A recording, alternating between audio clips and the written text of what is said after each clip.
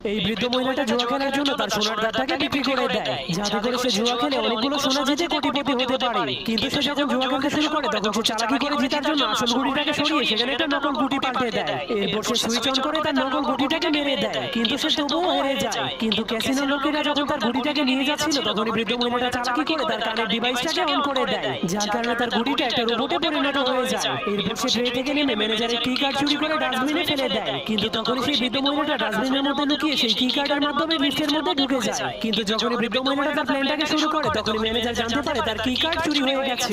এজন্য সে জলদি করে চোরকে ধরার জন্য অ্যালার্ম বাজিয়ে দেয়, কিন্তু বৃদ্ধ মহিলাটা কোনো ভয় না পেয়ে তার পকেট থেকে লেজার পয়েন্টার বের করে লিফটের ছাদটাকে কেটে ফেলে। এরপর সে সেখান দিয়ে লুকিয়ে লুকিয়ে সোনা চুরি করার জন্য সোনার সিন্ধুকের কাছে পৌঁছে যায়, কিন্তু সে প্রথমে তার রোবটটাকে সিন্ধুক খোলার জন্য লেজারের ভিতর দিয়ে পাঠিয়ে দেয়। তখন তার রোবট সব লেজারগুলোকে অতিক্রম করে সিন্ধুকটাকে খুলে ফেলে। এরপর বৃদ্ধ মহিলাটাও তার গ্লাভস পরে লেজার ট্র্যাপের মধ্যে লাফ মেরে দেয়। তার গ্লাভসটা এতটাই মজবুত